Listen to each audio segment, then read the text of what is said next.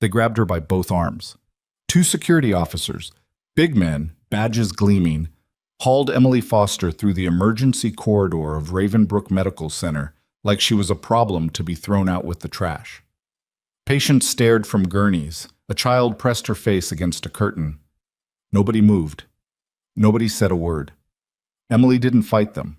She walked, or was walked, with her chin level and her eyes forward, her ID badge already gone from her chest, her hands empty at her sides. Then the doors at the far end of the corridor blew open.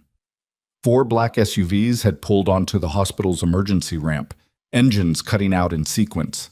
Men in uniform poured from the vehicles, not local police, not hospital security, army. And at the front of them came a man with stars on his collar and fury in his stride. His voice cracked through the corridor like a gunshot. "Let her go, right now." If you've ever been told you're not enough, by the people who were supposed to see you clearly, this story is for you. Stay until the end. Like this video, follow my channel and drop the name of your city in the comments. I want to know how far this story has traveled. The badge had said E. Foster, RN, in clean black letters. Nothing remarkable about it. Nothing that told you anything. That was the point. Emily had come to Ravenbrook Medical Center 14 months ago with a single duffel bag, a nursing license she'd earned through an accelerated program, and references from a VA hospital in Colorado that nobody at Ravenbrook had bothered to call back. Dr. Harriet Eng in HR had stamped her file, handed her a schedule, and sent her to the ER with a polite warning, "We run fast here, don't fall behind." Emily had thanked her and gone to work. She was 31 years old, 5'4", with short-cropped brown hair that she never bothered styling, and a resting expression that colleagues sometimes mistook for coldness. She wasn't cold, she was just quiet in a way that unsettled people who expected nurses to be warm and chatty and slightly deferential. Emily was none of those things. She was precise. She was fast. And she noticed things that other people missed. The particular angle of a man's shoulder when he was about to pass out. The specific quality of a child's silence that meant pain rather than shyness. The way a patient's breathing could shift 3 minutes before a monitor alarmed. Her supervisor, charge nurse Darlene Booth, had once told a colleague that Emily Foster was either the best nurse she'd ever worked with or the most difficult one. She'd said it as a complaint. Emily had overheard and hadn't disagreed with either half. The ER at Ravenbrook served the outer edge of a mid-sized city called Harwick, where the hospital sat between a stretch of commercial warehouses and a residential district that had seen better decades. The patient population was mixed, working class, mostly uninsured or underinsured, the kind of people who waited too long before coming in and arrived sicker than they needed to be. Emily liked working there, even if she'd never have said so out loud. The work was real. It kept her focused. What she hadn't expected, or maybe had expected and chosen to ignore, was the administration. Dr. Malcolm Pierce was the hospital director, and he had the particular confidence of a man who had spent 20 years being told he was correct. He was 53, silver-haired, with a handshake he used like punctuation, and a management philosophy that could be summarized roughly as process above all. He liked his departments orderly. He liked his nurses compliant. He liked his metrics to look good on paper and his liability exposure to stay invisible. He did not like Emily Foster. It had started small. She'd flagged a medication dosage error on her second week. Not dramatically, just noted it in the chart and asked the attending to review. The attending had corrected it, standard stuff. But the attending had mentioned it to Pierce, and Pierce had pulled Emily aside to remind her that communication channels existed for a reason and that nurses who circumvented the chain of command created instability in the department. She'd listened, said, "Understood," gone back to work. Month 3, she'd pushed back on a discharge decision for a 67-year-old man whose symptoms she thought warranted a second look. The attending had disagreed. Emily had documented her concerns in the chart with clinical precision, requested a secondary consult, and been overruled. The man came back 2 days later with a pulmonary embolism. Pierce had called her into his office again. This time his tone was different, colder. "You documented concerns that undermined Dr. Ferris's clinical judgment," he'd said. I documented what I observed, Emily replied. That's not your role. She'd looked at him for a moment. What is my role? He hadn't answered directly.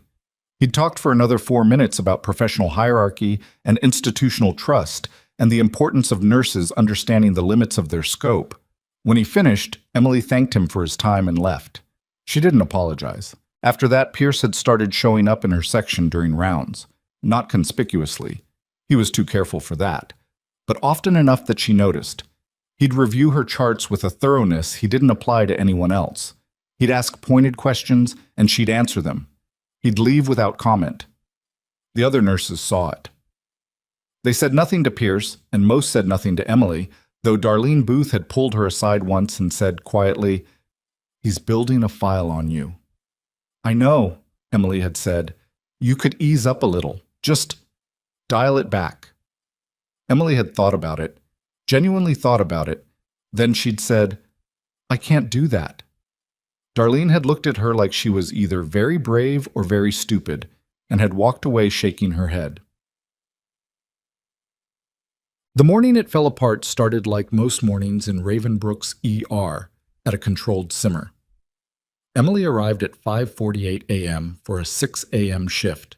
She changed, checked the board, took handoff from the night nurse, a tired man named Terry, who handed her a full census and said, "Bay 4 is a mess. Unidentified male came in around 3, blunt force to the chest and abdomen, possible internal bleeding. Attending cleared him for observation. I don't think that's right, but nobody asked me." Emily looked at the chart in Terry's hands. "You document your concerns?" "Verbally, to Dr. Ferris. He said the imaging was inconclusive and we'd watch." She took the chart, walked to Bay 4. The man in the bed was unconscious. No ID.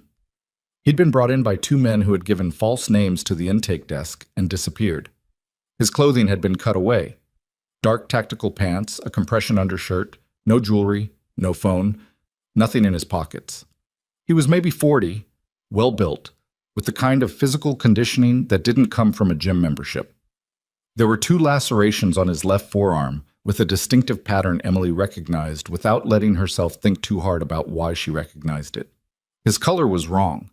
The pallor beneath his tan was the specific gray that meant the body was prioritizing somewhere else. She ran through the chart. Imaging read as non-specific, with a note that the quality had been limited due to patient movement. Vitals from 4 a.m. showed a blood pressure that had dropped 6 points in 20 minutes and then stabilized. The stabilization note was signed by Ferris. Emily checked current vitals. Pressure was down again. She flagged the attending on call.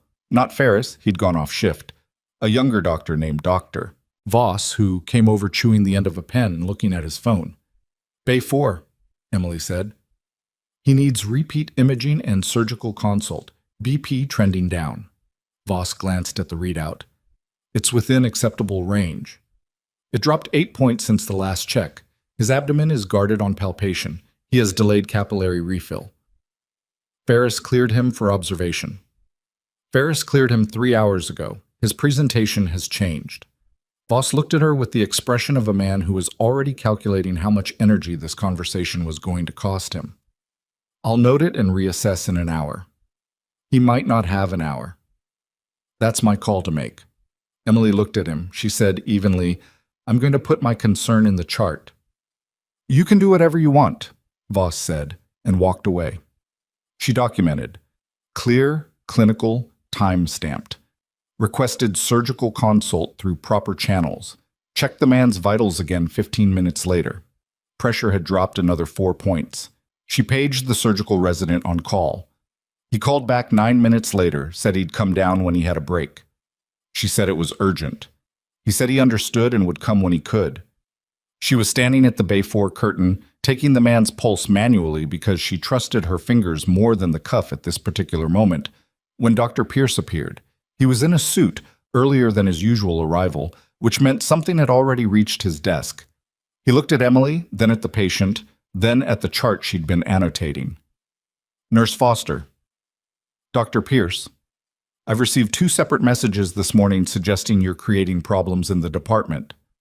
Emily didn't look up from the pulse she was counting. "I'm flagging a patient whose condition is deteriorating." You're overriding the clinical judgment of the attending physician. I'm documenting my observations and requesting a consult. That's within my scope. Pierce stepped fully into the bay and lowered his voice, which was somehow more threatening than his loud voice. This patient was assessed and cleared. You're creating anxiety among staff and interfering with the workflow of this department. She looked up then, met his eyes. His pressure is dropping. He has signs consistent with intra-abdominal hemorrhage. That determination is not yours to make. The observation is, she said, I'm not diagnosing him. I'm watching him die. Something moved across Pierce's face. Not concern for the patient. She'd learned to read him well enough to know that. It was something harder, something more controlled. You've been a recurring source of friction in this department for over a year, he said. You challenge clinical decisions that are above your pay grade.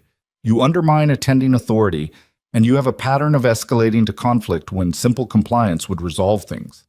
He paused. I've been patient. Emily waited. I'm placing you on immediate administrative leave, pending a full review. Effective this moment. He held out his hand. Your badge. She stood still for 3 full seconds. She thought about the man in the bed. She thought about his blood pressure, his breathing rate, the particular gray quality of his skin. She said, if you delay surgical evaluation, he's going to bleed out. Your badge, Nurse Foster. She unclipped it, placed it in his hand, and then she said quietly, clearly, making sure he heard every word. If you keep delaying surgery, he'll die, and I will have documented exactly when I told you that. Pierce pocketed the badge. He gestured to 2 security officers who had been waiting near the nurses' station. She hadn't noticed them until now, which told her this had been planned before Pierce walked in. The officers approached. One of them, heavy-set, with an apologetic expression, said, Ma'am, if you'll come with us. She went, blushing. The walk through the ER corridor was 30 seconds, maybe less. It felt longer. A patient in a wheelchair turned to watch. A nursing assistant Emily had trained 3 months ago pressed herself against the wall and looked at the floor. Someone at the far end of the hall said something Emily couldn't hear. A child, maybe 5 years old, standing beside a curtained bay, watched her with enormous eyes. Emily kept her chin level. She didn't look at the floor. She didn't look at Pierce, who was walking behind the security officers at a careful distance. She looked at the exit doors at the end of the corridor, and she kept her pace even and her hands open at her sides. The officer on her right, the apologetic one, said softly, Nothing personal. She didn't answer. They were 15 feet from the exit doors when a different sound registered. Not inside the hospital. Outside. The low-engine growl of heavy vehicles, multiple, pulling fast onto the emergency ramp. Doors, boots on asphalt. The slap of the automatic doors at the ambulance bay snapping open. 4 military police officers came through first in full uniform, and they stopped inside the doorway and spread out without being told to, creating a perimeter that made no sense unless they were expecting something. Then came 2 men in civilian clothes with federal credentials visible on lanyards. Then a woman in army dress uniform with a medical insignia on her collar who was already scanning the space with the systematic attention of someone doing threat assessment. And then him. He was tall, 6'2", maybe more, with the squared posture of a man who had stood in front of worse situations than a hospital lobby and hadn't blinked. His uniform bore the rank insignia of a general, and he moved with a controlled speed that was almost indistinguishable from calm, except that his jaw was set hard and his eyes were working the room in a way that missed nothing. He found Emily in less than 2 seconds. His voice, when he spoke, was not particularly loud. It didn't need to be. The quality of it, flat and certain, and carrying an absolute expectation of compliance, cut through every ambient sound in the corridor without effort. Let her go, right now. The security officers stopped. They looked at each other. The apologetic one looked back at Pierce. Pierce had gone still. He was processing something. The rank on the uniform, the federal credentials, the number of personnel who had just entered his hospital, and for the first time since Emily had known him, she watched him not know what to do. The general walked forward. He didn't wait for anyone to stand aside. People moved before he reached them. He stopped in front of Emily. He looked at her for a moment, not the way someone looks at a stranger, but the way someone looks at a person they last saw in a different context, a different version of the world. His expression didn't shift, but something in it changed. He said, "Sergeant Foster." The title dropped into the corridor like a stone into still water. Emily looked at him. Her voice was as even as his. "It's been a while, General Calloway." Behind her, she heard Pierce say, with a careful attempt at authority, "I'm going to need to understand what's happening here." Calloway looked at him for the first time. The look lasted approximately 1 second and communicated something Emily couldn't have articulated but that Pierce visibly felt. "What's happening," Calloway said, "is that one of my officers is in a bed in this hospital, and I was told his condition is deteriorating. I was also told your staff had concerns about his care that were overruled." He paused. "I need to know the exact current status of that patient, and I need the nurse who flagged those concerns to be the one telling me." "This nurse," Pierce said, "has been placed on administrative leave due to—" "That's not what I asked you." The silence that followed was the specific silence of a room full of people who understand that the power dynamic has just shifted and are waiting for everyone to catch up. Pierce caught up slowly. Emily watched his expression move through several phases: authority, confusion, calculation, before settling somewhere between controlled and cornered. Calloway turned back to Emily. "The patient in Bay 4, tell me where he is right now." Emily said, "His pressure has been trending down for at least 2 hours. He has clinical signs consistent with an intra-abdominal injury that wasn't followed up on the initial imaging. He needs a surgical consult immediately. The one I requested hasn't been acted on." "Is there time?" "I don't know. There was, an hour ago." Something passed through Calloway's expression. He turned to the woman in army dress uniform behind him. "Get the medical team in." Then he turned back to Pierce, and his voice went quiet in a way that was somehow more forceful than any volume could have been. "If that man dies because your people delayed care, you're going to explain it to a federal review board, and to me." He let that land. "Now take her off administrative leave. She's needed." Pierce opened his mouth, closed it, looked at Emily with an expression she hadn't seen from him before. Not contempt, not the cold calculation she'd grown used to. Something more unsteady. He said nothing. One of the federal agents stepped forward and placed a hand briefly on Pierce's shoulder. Not aggressive, clarifying. "Dr. Pierce," the agent said calmly, "we're going to need to speak with you separately. There are some billing and contract records we'd like your help understanding. Won't take long."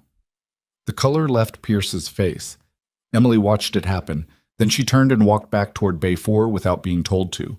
Because the man in the bed was running out of time, and whatever else was happening in this corridor, that was still the thing that mattered most. She pushed through the curtain. The patient's breathing had changed, shallower, working harder. His pressure on the monitor read numbers that tightened everything in her chest. She hit the call button. She reached for the supply cart. Behind her, she could hear the Army medical team coming down the corridor, equipment rolling, voices clipped and professional and fast. She didn't think about her badge, or the walk through the corridor, or Pierce's face when the federal agent put a hand on his shoulder. She thought about the angle of entry for the IV line, and the man's weight, and the sequence of steps that might still keep him alive. The curtain opened. The Army physician, a captain, full trauma kit, stepped in and stopped when he saw Emily already working. "You're Foster," he said. "Yeah," she said, not looking up. "What's his blood type?" "O, negative, universal." "Good."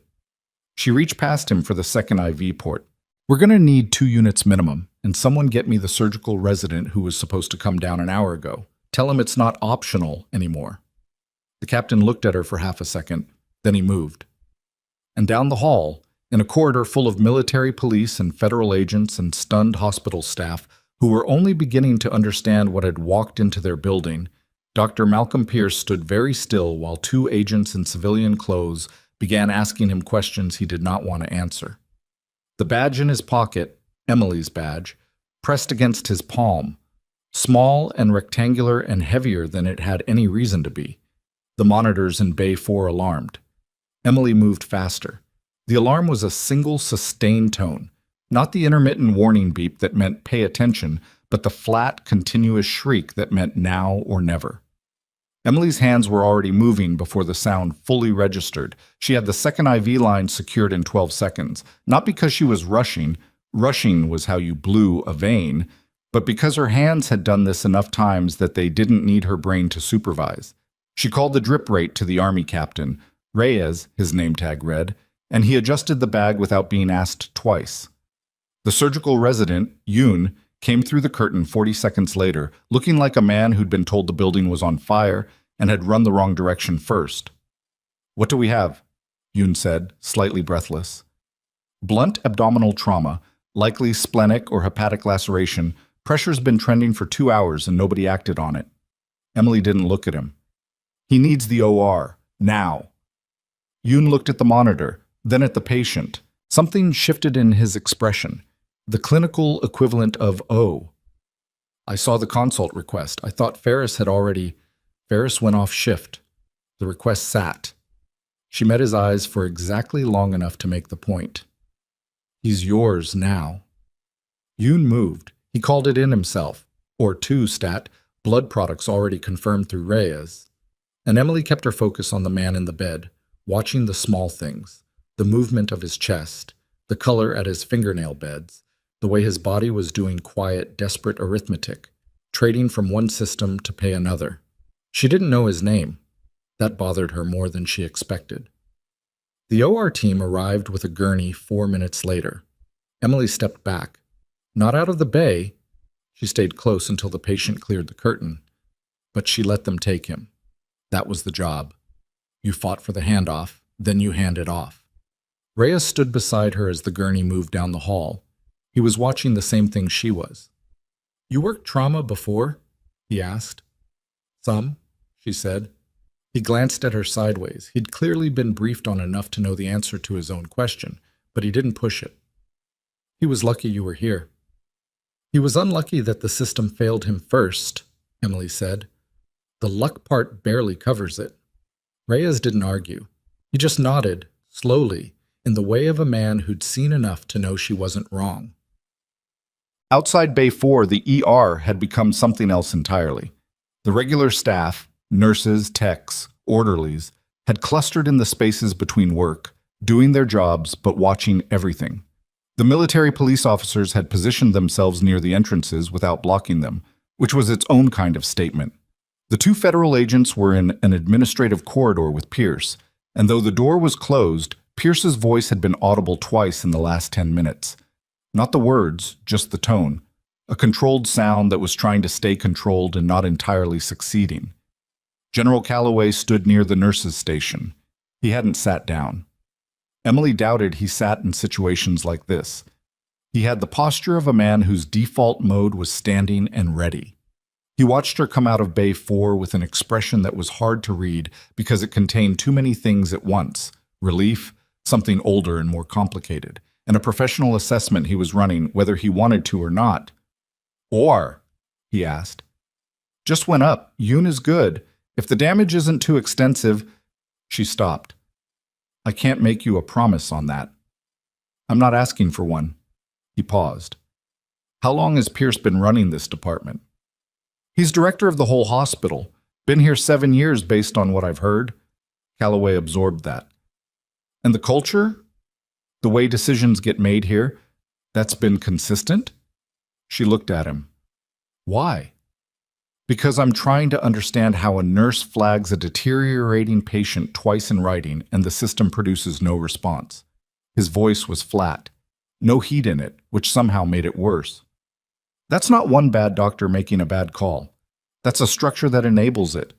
Emily considered several responses and chose the most honest one. "It's been that way since I got here. Probably before." "Did you report it? Outside the hospital?" "I documented everything in the chart. I didn't go to external oversight because I didn't have enough yet. Just patterns, judgment calls that could be argued either way. Nothing clean enough to take somewhere." "Until today." "Until today," she agreed. Calloway looked toward the administrative corridor where Pierce was, then back at her. "The federal team that came in with us, they're not here just for Lieutenant Carver. They've been building a case for 4 months. What happened this morning gave them grounds to move." Emily went still. Lieutenant Carver. That's his name. Daniel Carver, intelligence officer, classified assignment, brought in unconscious and unidentified, which was deliberate for his protection. Calloway's jaw tightened slightly. Someone in this hospital flagged his intake records through an unsecured channel within 40 minutes of his arrival. That's how we knew something was wrong. The weight of that settled over her slowly. The two men who'd brought Carver in and disappeared. The imaging that was inconclusive. The attending who'd cleared him for observation despite a presentation that didn't support it. The specific resistance to every escalation she'd tried. "You think it wasn't negligence," she said. It wasn't a question. "I think the federal team has questions about that," Calloway said carefully. "I think the answers are in records that Dr. Pierce may have believed were secure." Somewhere down the administrative corridor, Pierce's voice rose again, and then cut off abruptly. So, Darlene Booth found Emily at the supply station 20 minutes later. Darlene was a stout woman in her 50s with reading glasses she wore on a chain and a management style built on bluntness and institutional loyalty in roughly equal measure. She'd been charge nurse at Ravenbrook for 11 years. She'd seen directors come and go and had her own relationship with the politics of the place, one built on survival rather than idealism. She stopped next to Emily and didn't say anything for a moment. Then, "He had a file on you. Pierce, I've seen it." Emily kept counting gauze packs. "How thick?" "Thick enough?" Darlene paused. "He was planning to push for termination at the end of this month. Had documentation going back to your second week, framed everything as insubordination, poor communication, failure to follow clinical hierarchy." "That tracks." "Emily." Darlene's voice changed, lower. "I should have said something earlier. I knew what he was building and She stopped. "I have a pension. I have 3 more years." Emily looked at her. Darlene was looking at the supply shelf, not at her, which was its own kind of confession. "I know," Emily said. That was all. It wasn't forgiveness exactly. It wasn't condemnation either. It was just the truth of how these things worked. The people who saw what was happening and calculated the cost of saying so and decided they couldn't afford it. She'd watched it happen in other environments before Ravenbrook, in circumstances that made a hospital administration seem gentle by comparison. She understood it. That didn't make it nothing. Darlene finally looked at her. "What's going to happen to this place?" "I don't know. That's not my department." "The agents, are they—" "I genuinely don't know, Darlene." Emily closed the supply cabinet. "I'm going to go check if there are any patients in this ER who actually need care, because that's still happening regardless of everything else." She walked away. Behind her, she heard Darlene say quietly, to nobody in particular, "She's not even angry." Emily heard it. She was, actually, but it was the cold kind. The kind that didn't spike and crash, but sat low and steady and made her more careful rather than less. The useful kind. Well, the ER had a rhythm, even now. Maybe especially now. The other patients didn't know or care about the military vehicles on the ramp or the federal agents in the corridor. A woman in Bay 2 had a broken wrist and needed it splinted. A teenager in Bay 6 had an asthma exacerbation that was responding to treatment but needed monitoring. An elderly man in the waiting area had been there since 4 a.m. with chest pain that the intake nurse had triaged as low priority, which Emily, looking at him for 30 seconds when she passed through, did not agree with. She pulled his chart, got him into a bay, got a 12-lead EKG, running.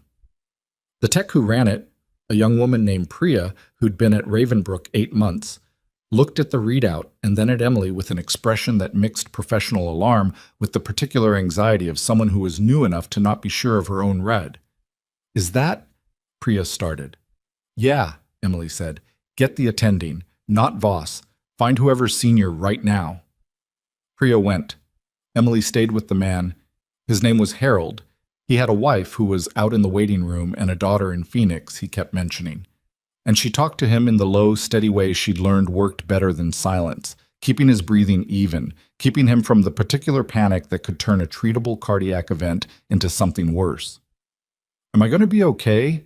Harold asked. He was 71. He'd been sitting in that waiting room for almost 4 hours. "We're working on it," Emily said. She believed that was an honest answer. The attending came, Dr. Ramos, who was competent and not political in the way Ferris and Voss were political, and Emily gave him the rundown in 90 seconds and stepped back. Ramos moved fast. He was on the phone to the cath lab before Emily had finished her sentence. She went back to the corridor.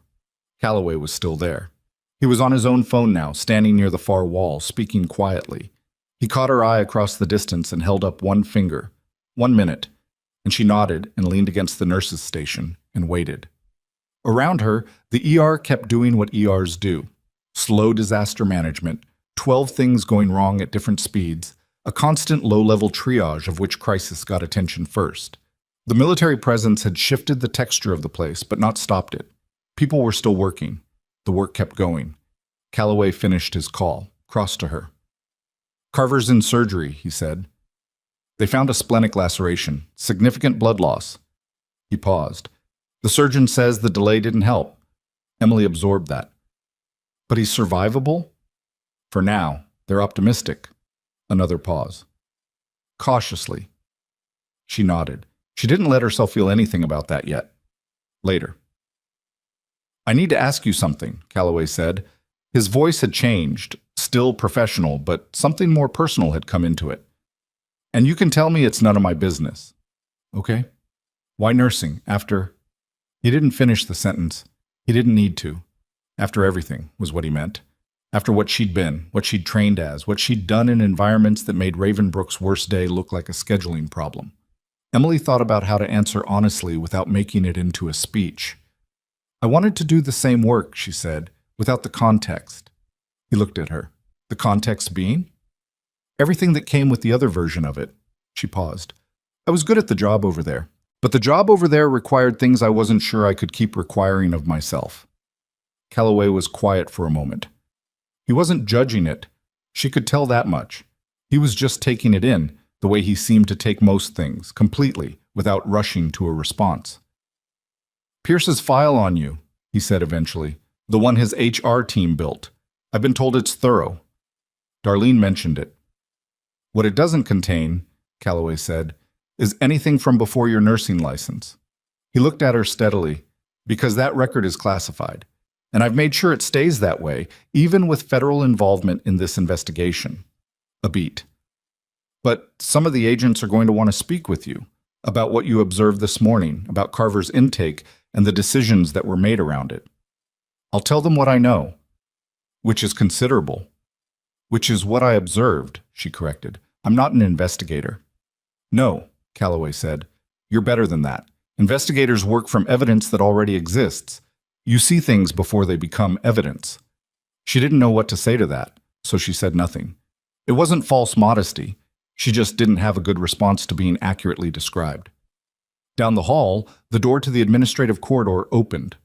One of the federal agents, the woman who'd introduced herself earlier only as Agent Solis, stepped out. She scanned the floor, found Emily, and walked toward her with the purposeful stride of someone who had information and questions in equal measure. "Nurse Foster." Solis stopped a few feet away. She had a tablet in her hand and a controlled expression that gave nothing away. "When you have a moment, we'd like to go through your chart documentation from this morning in detail."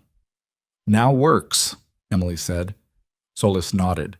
Then, slightly more carefully, "We also have some questions about the intake process for the unidentified patient, specifically about who had access to his file in the first 90 minutes after arrival."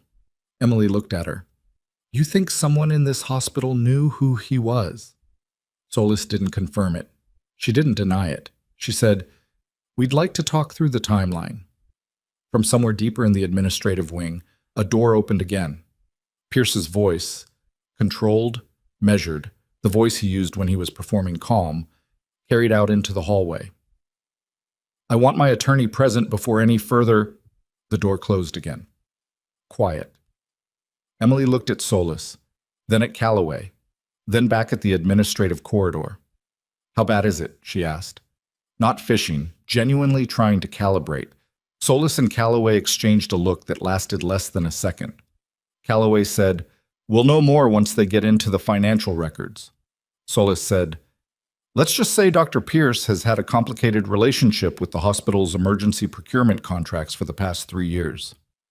Emily thought about that, about the specific resistance she'd met every time she'd escalated a clinical concern, about the way decisions got made in this building and who benefited from the particular shape of those decisions, about the unconscious man in the imaging bay at 3 a.m. with no ID and a blood pressure that was quietly falling, in a hospital where someone had already made a phone call they shouldn't have made. She thought about Daniel Carver, who was currently on an operating table somewhere above her, and the 4 hours that had passed between his arrival and the moment someone had finally moved fast enough to matter. "Okay," she said to Solis, "let's talk through the timeline." She followed the agent down the hall. She didn't look back at Pierce's door. She didn't need to. But halfway to the conference room, her phone buzzed. The hospital issued one, which she technically shouldn't still have since her badge had been taken. She looked at the screen. The text was from an internal extension she didn't recognize. 6 words. "You should ask who called it in." She stopped walking. Looked at the number. Looked at Solis's back. 2 steps ahead of her. Not yet aware she'd stopped. Emily looked at the text again. "You should ask who called it in." Someone inside this hospital had known to alert the military about Carver's condition, and someone else had known enough to tip them off about it. Those could be the same person, or they could be 2 different people, pulling in opposite directions, which meant the problem inside Ravenbrook Medical Center was more complicated than one corrupt director and one bad call on a dark morning. Solis turned. "Everything okay?" Emily pocketed the phone. "Yeah," she said. "Let's go." She kept walking, but her mind had already started moving through the possibilities, sorting them the way she sorted clinical data, by what was most likely, what was most dangerous, and what absolutely could not wait. The conference room was small and smelled like recycled air and old coffee. Someone had left a half-full pot on the warmer long enough that it had reduced to something closer to tar. Solis didn't touch it. Emily didn't either. Solis set her tablet on the table and pulled up what looked like a reconstructed timeline. Intake timestamps, nursing notes, imaging orders, the works. Someone on the federal team had been pulling records fast. "Walk me through your first contact with the patient," Solis said. "Not the chart, what you actually observed." Emily walked her through it. She was precise and she was fast, because those were the same habits whether she was giving a handoff or a deposition. She described Terry's concerns at shift change, the chart presentation, the specific clinical indicators she'd flagged, the blood pressure trend, the guarding, the capillary refill, and her interactions with Voss, the surgical resident, and then Pierce. Solis listened without interrupting. She typed occasionally, which Emily noticed was selective, but not everything, just specific things. "When you first looked at the patient," Solis said, "before you reviewed the full chart, what was your read?" Emily paused. "Military background. High pain threshold based on his presentation. He wasn't showing the behavioral distress you'd expect with that degree of internal injury, either trained suppression or shock presentation mimicking calm." She paused again. "His gear. The clothing that had been cut away. The pattern on his forearm." "What pattern?" Emily described it. Solis's expression didn't change, but her typing stopped. "You recognized it," Solis said. "I've seen it before, not often." "From your previous service?" "Yes." Solis looked at her for a moment. "And you didn't say anything to the attending." "I said everything that was clinically relevant. The other part—" Emily chose the next words carefully. "The other part was inference based on context I'm not supposed to have. I documented what I could support. I didn't document speculation." "That's either very disciplined or very careful." "Both," Emily said.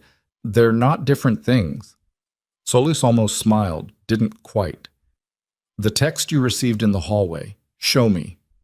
Emily pulled out the phone and put it on the table. Solis looked at the screen, photographed it with her own device, then looked at Emily. "You know what it means," Solis said. "I think someone inside this hospital made the call that got Calloway here, and that person wants me to know they exist without identifying themselves directly." "Why you?" "Because I'm the one who flagged the patient and got thrown out," Emily said. "If I'm the one asking questions, it's harder to trace back to them." Solis turned the phone over in her hand, not touching the screen. Or it's a manipulation. Someone who wants you asking questions in a particular direction. Yeah, Emily said. I thought about that too. Which do you think it is? Emily looked at the tablet, the reconstructed timeline on its screen. She thought about the resistance she'd met that morning. Not just Voss's laziness or Pierce's calculation, but something more layered. The way the imaging had been described as inconclusive. The way Ferris had cleared the patient and gone off shift in a sequence that, in retrospect, was a little too tidy. The two men who'd brought Carver in and vanished. I think, she said, that someone in this building is scared, and scared people try to use the safest available tool. She looked at Solis. Right now, I'm the safest available tool, because whatever happens next, everyone's already watching me anyway. Solis held eye contact for 3 seconds. Then she picked up her tablet and made a note. Stay available, she said. Don't go home. Don't talk to hospital administration about this conversation. Pierce's people. Pierce's people, Solis confirmed. He has 2 administrative staff members we're watching. We don't know yet which direction their loyalty runs. Emily nodded. She stood. Solis didn't stop her. At the door, Emily paused. The imaging tech who read Carver's initial scan. Ferris cleared him based on that read. We're talking to the tech. Is the tech still on the floor? A beat. He called out sick at 6 a.m., Solis said. His shift started at 5:30. Emily looked at her. Solis looked back. Neither of them said what that meant. They both knew. Iran. Back on the floor, the ER had metabolized the morning into something approaching a new normal. The military presence had thinned slightly. 2 MPs remained near the entrance, and Reyes was still somewhere in the building, coordinating with the OR team.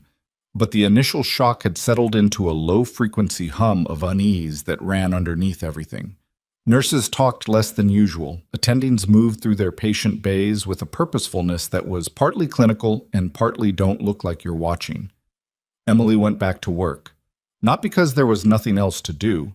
There was, but because the patients were still there, and the work was still real, and she had learned a long time ago that the surest way to stay useful in a deteriorating situation was to keep doing the one thing you were certain about.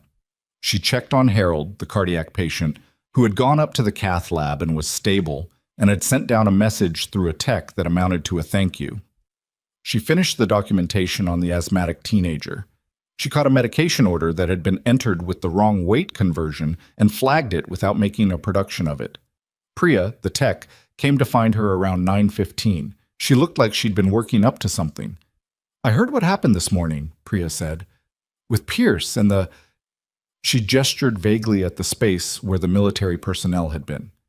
Everything. Okay, Emily said. Priya stopped. Started again. I've been here 8 months, and there's stuff I've seen that I wrote down. In my own notes. Not the official chart. Things that seemed off, and I didn't know if I was new enough to know if they were actually off, or if I was just... Give them to Solis, Emily said. The federal agent. She's in the conference room at the end of the admin corridor. Priya looked startled, like she'd expected more resistance, or more hand-holding. You don't need to explain yourself to me, Emily said. Just give her the notes. She'll know what to do with them. Priya nodded. Something in her expression resolved. Not certainty exactly, but the particular look of a person who has made a decision they were already going to make and just needed someone to not talk them out of it. She went. Emily watched her go. She thought about her own first months at Ravenbrook, the things she'd noticed and documented and hadn't known what to do with. She thought about what Darlene had said. He was building a file on you.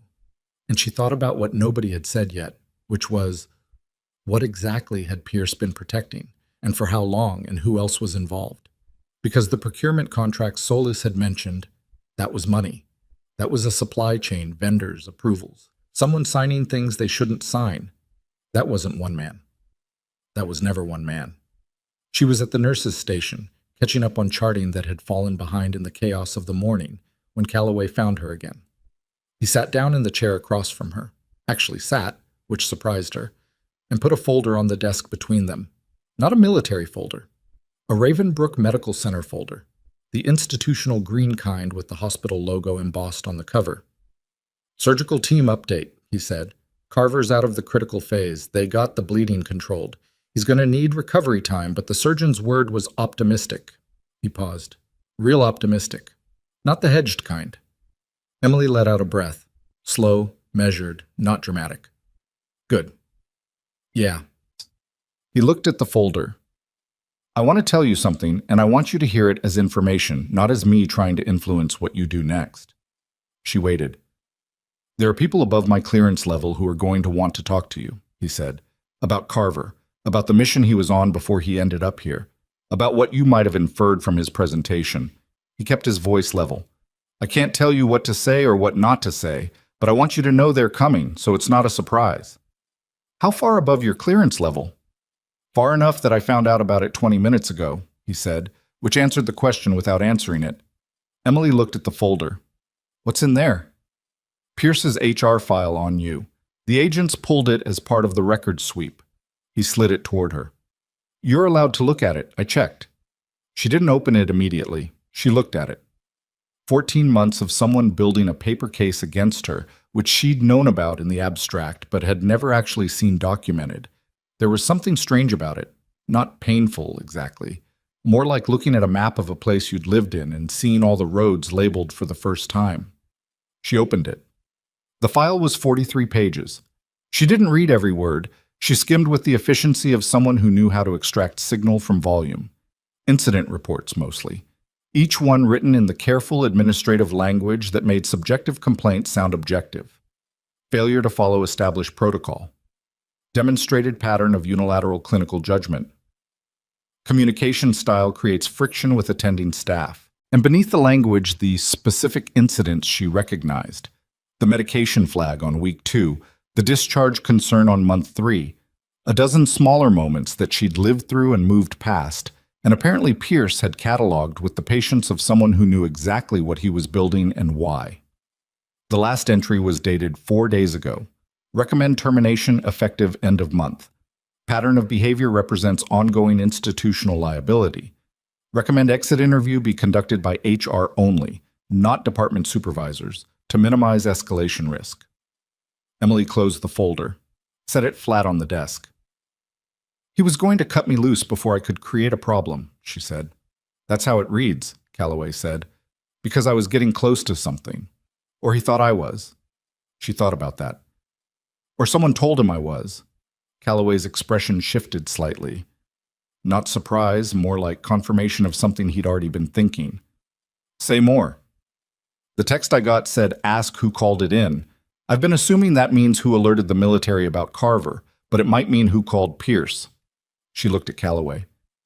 "Someone told him I was a problem that needed to be removed before your people showed up. If Carver was here, and the people who put him here knew this hospital, knew Pierce, then maybe they also knew the fastest way to make sure the nurse asking questions was gone before anyone arrived." Calloway was quiet for a moment. Then, "That's a significant inference." "It's a hypothesis," she said. "I could be wrong." "You could be." He didn't say she was. He looked at the closed folder. "There's one more thing I need to tell you." The way he said it made her go still. "Ferris," he said, "the attending who cleared Carver for observation and went off shift. What about him?" "He's not at home." Calloway's voice was even. "His phone is off. His car is in the hospital parking structure, level 3. A pause. "It's been there since 5 a.m. The temperature in Emily's chest dropped about 3 degrees. "His car is here, but he's not." "That's correct." "Have your MPs?" "We're looking." He met her eyes. "We've been looking for 40 minutes. This building has 11 floors and 3 basement levels." Emily pushed back from the desk, stood up. Calloway stood with her. "If someone in this network knew Carver was here and knew the investigation was coming," she said, keeping her voice low, "and Ferris was the one who cleared him, then Ferris is either running," Calloway said, "or Ferris is a liability that someone decided to remove." The words were blunt and precise and landed exactly as heavy as they should. Emily looked down the corridor, the ER, the patients, the staff moving between bays with no idea that the building around them had become something other than a hospital this morning. "I need to tell Solis," she said. "Already done. 30 seconds before I came to you." He paused. "I wanted you to know from me, not from someone else." She nodded once. That meant something, and they both understood it did, and neither of them made anything more of it than that.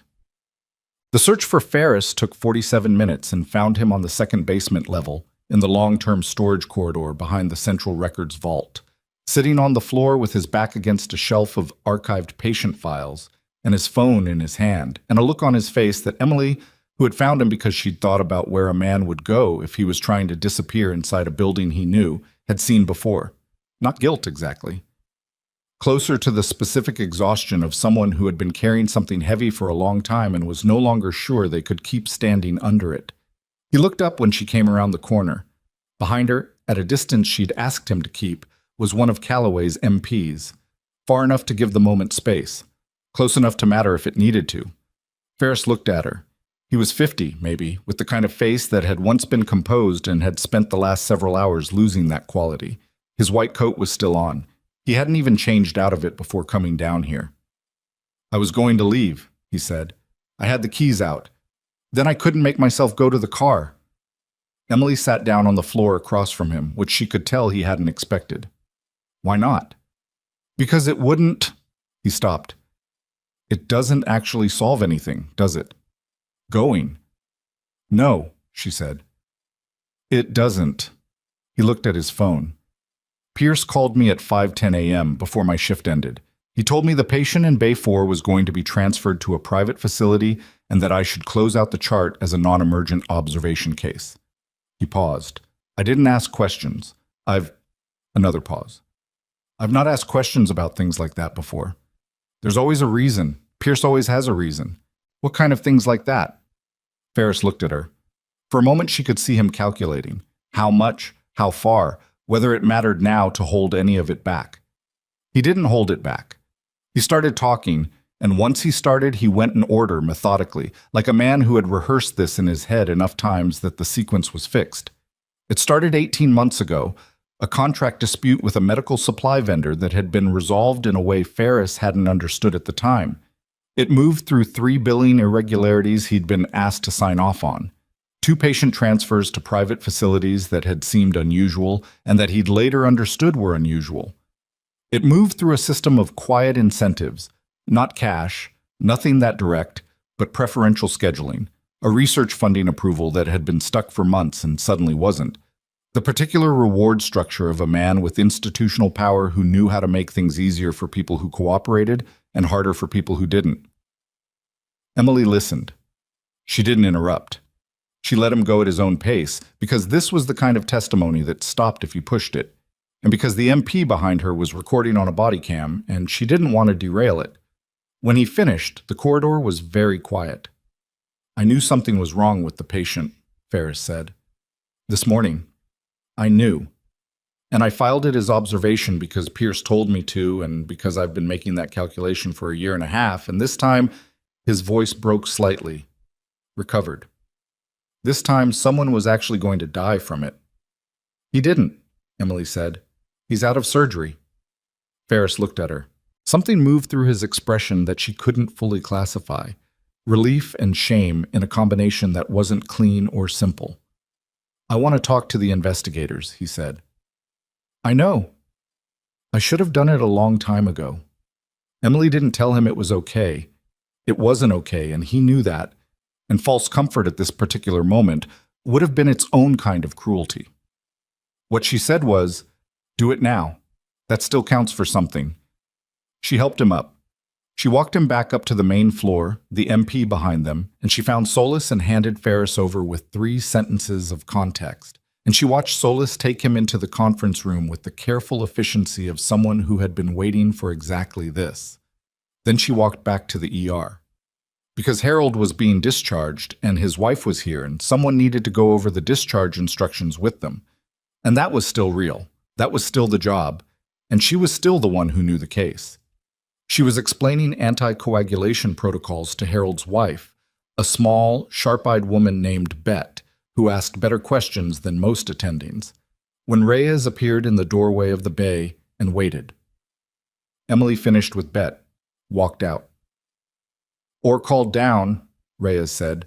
"Carver's been moved to recovery. He searched for the word. He's asking for you." Emily looked at him. "He doesn't know me." "He knows your name. Someone told him who flagged his condition and—" Reyes paused. "He was pretty insistent." She looked toward the elevator bank. She thought about what Solis had said. "Stay available. Don't go home." Recovery was still inside the building. "Give me 10 minutes," she said. "I need to finish one thing." She went back to the nurse's station, sat down, pulled up her documentation and finished the notes she'd been halfway through. Detailed, time-stamped, everything from the morning accounted for. She did it methodically, because whatever happened next, the record needed to be clean. She was on the last section when her phone buzzed again. The hospital issued one, the same unknown extension. She looked at the screen. This message was longer than the first one. "Pierce didn't work alone. Check who co-signed the imaging falsification on intake. It's not a name you've heard yet, and they know the agents are here. They're already moving." Emily read it twice. Then she stood up, moved away from the nurse's station, and called Solis directly. Solis picked up on the second ring. "Second text," Emily said. "Same number. They're saying there's a co-signatory on the falsified imaging record, someone we haven't identified yet, and whoever it is knows the investigation is active and is—" She read directly from the screen. "Already moving." A pause on Solis's end, brief and controlled, which was somehow more alarming than if she'd reacted louder. "Don't move from the ER floor," Solis said. "Don't talk to anyone you don't know. And if anything feels wrong—" The lights went out. Not just the ER. The whole floor. Monitors switching instantly to battery backup, the emergency lighting clicking on in the ceiling in the particular sickly amber that meant the main power had cut, not tripped. The backup generators were running, but they'd come on wrong, stuttering, which meant something had hit the main supply line deliberately, not failed. In the sudden amber half-dark, Emily heard alarms going off from 3 different bays simultaneously, and a nurse yelling from somewhere she couldn't see, and the sound of the elevator mechanical system locking down with a heavy sequential thunk.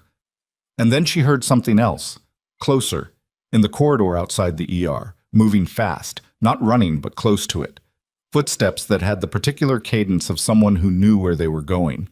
She pressed back against the wall beside the nurse's station, phone still in her hand, and watched the corridor.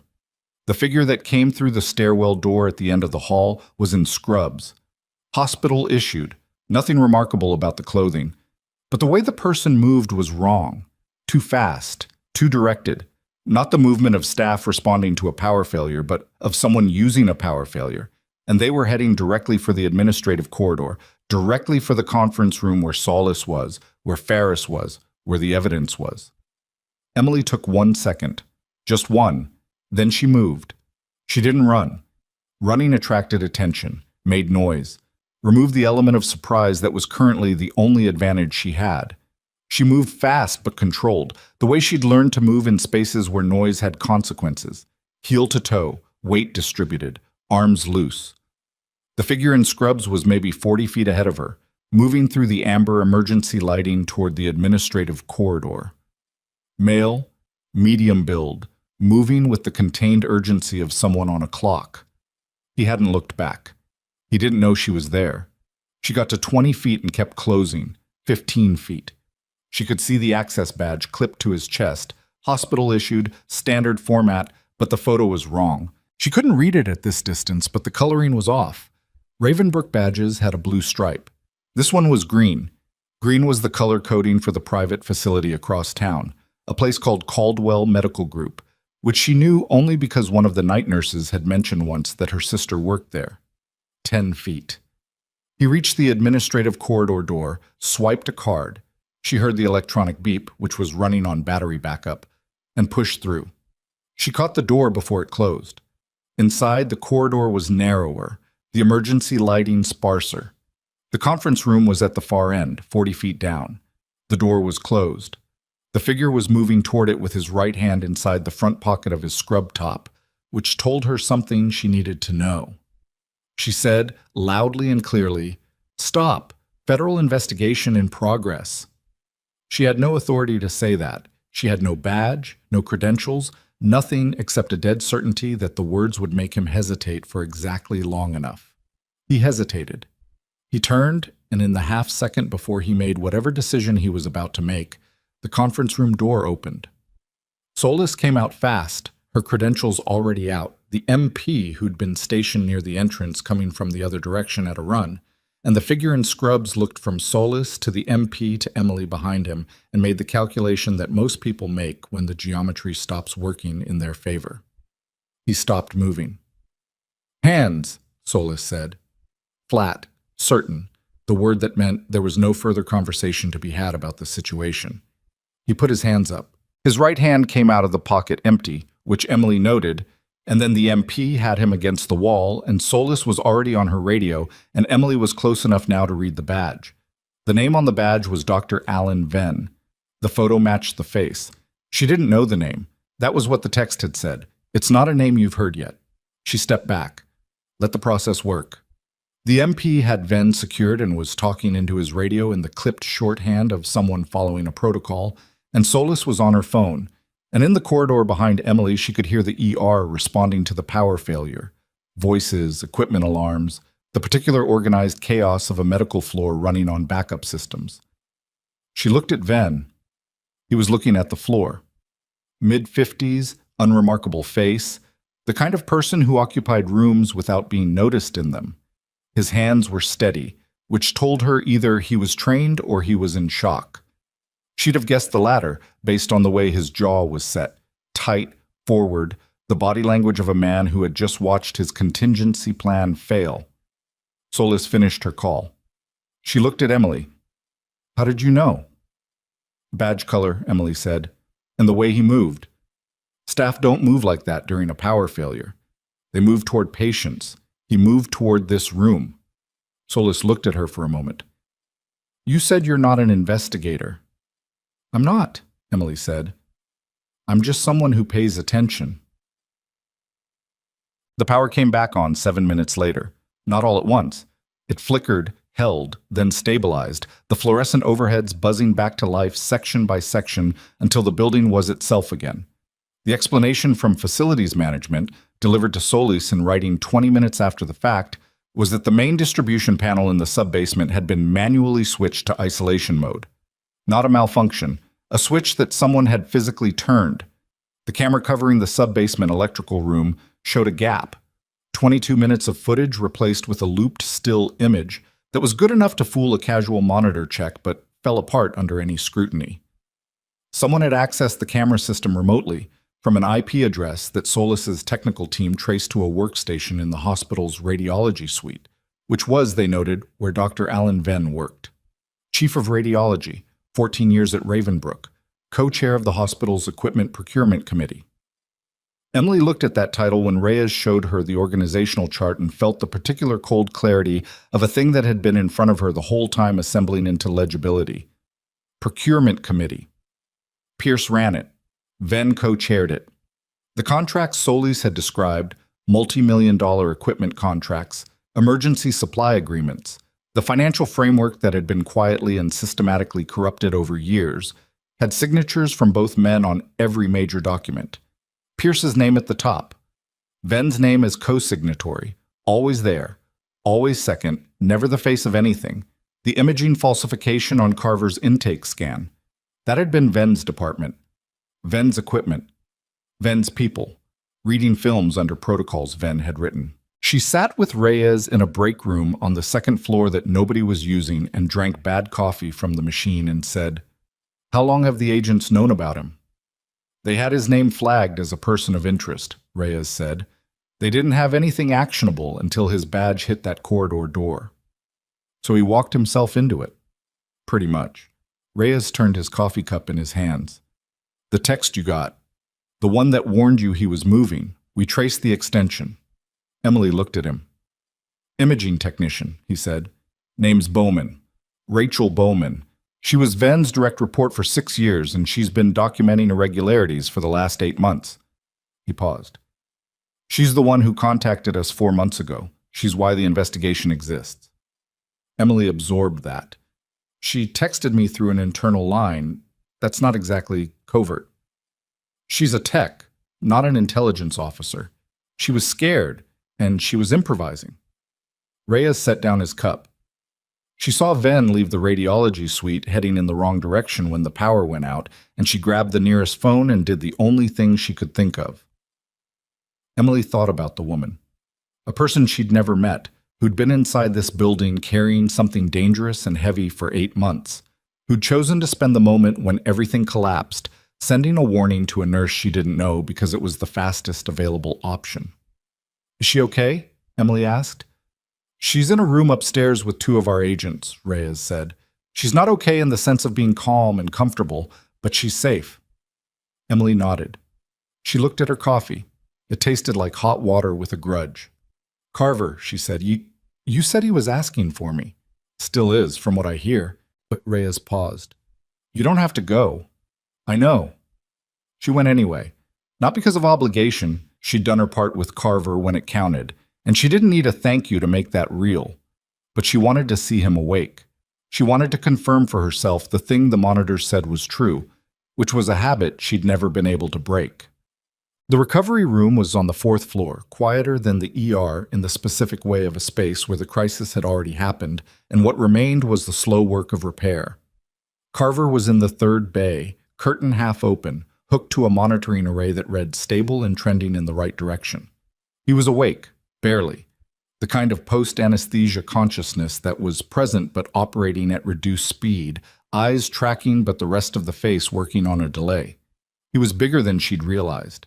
In the Bay 4 bed, he'd been a shape, a clinical presentation.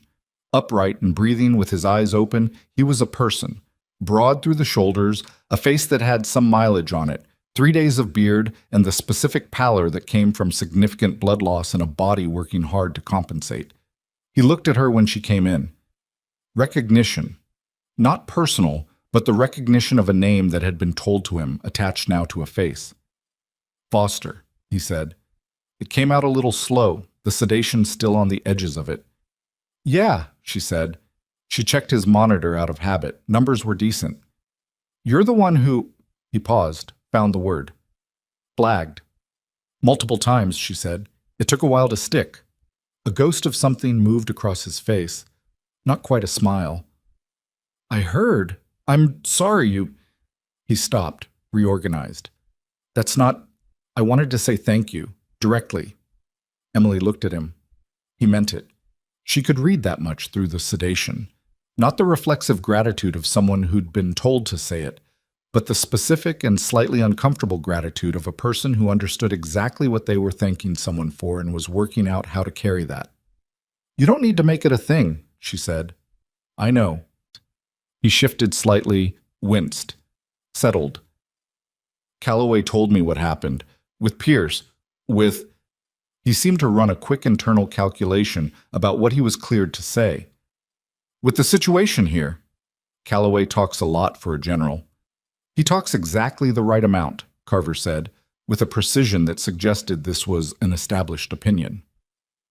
"He wanted me to know what you did, so I'd understand the whole picture." Emily pulled a chair up and sat down. Because he was going to keep talking, and she could see it was costing him something physically, and she wasn't going to make him work harder at it by staying at a standing angle. "What's the part you wanted to say that isn't just thank you?" He looked at her for a moment, clear enough through the sedation to be reading something. "The 2 men who brought me in," he said. "They're my people. They didn't disappear. They went to a protocol position and waited for contact. They've been in the building since 3 a.m. Emily went still. "Solis knows this?" "She knows now. Calloway told her an hour ago." He paused. "I wanted you to hear it from me because—" Another pause. "Because they were watching the floor the whole time. They saw everything that happened with you. And I wanted you to know that what you did, how you moved, how you managed the situation, it was documented. Not by the hospital, by people who know what they're looking at." She didn't know what to say to that. She was quiet for a moment. "Does that mean something specific?" she asked. "Or is it just—" "Noted." "I don't know yet," he said honestly. But it's noted by people for whom noted means something. He looked at the ceiling. I'm going to sleep again in about 3 minutes, whether I want to or not. Sleep, she said. She stood up. That's the job right now. Yeah. His eyes were already going heavier. Foster. She was already at the curtain. For what it's worth, he said, slower, the sedation winning, you should ask Calloway about the program. When this is over, just ask him about it. She didn't know what program. She didn't ask. He was already asleep. Done. Downstairs, the afternoon had developed its own momentum. The ER had stabilized after the power disruption. No patient had come to harm during the failure, which was either luck or the backup systems working as designed, and Emily suspected both. The federal team had expanded. 2 more agents had arrived around noon, and the conference room had become a kind of operational center with a rotating cast of personnel going in and out and laptops running on the table, and a document management system that was apparently ingesting Ravenbrook's financial records at a rate that made the hospital's own servers run warm. Pierce was still in the building. He hadn't been formally arrested yet, which Emily understood was deliberate. The agents wanted him accessible, his presence documented, his communications monitored. He'd been in a room on the administrative floor for hours, his attorney now present, and the particular silence from that room had a quality to it that Emily associated with a situation that had moved past the stage where denial was productive. She was at the nurses' station, still functioning, still doing actual nursing work because the ER didn't stop for institutional collapse, when Darlene came to find her again. Darlene looked like someone who had spent the last several hours revising her understanding of the environment she'd been navigating for 11 years. The expression on her face was complicated in a way that Emily didn't have time to fully parse, but the core of it was something between resolution and exhaustion. The board is convening an emergency session, Darlene said. 3 o'clock. Calloway's people asked to present. The board chairman, Weatherford, he called down 20 minutes ago asking for your contact information. Emily looked at her. What for? I don't know. He didn't say. Darlene paused. It wasn't the usual voice he uses. He sounded rattled. Lewis Weatherford had been on Ravenbrook's board for 9 years. Emily knew him only as a name on the institutional letterhead and a face on the quarterly report cover that the hospital distributed to staff.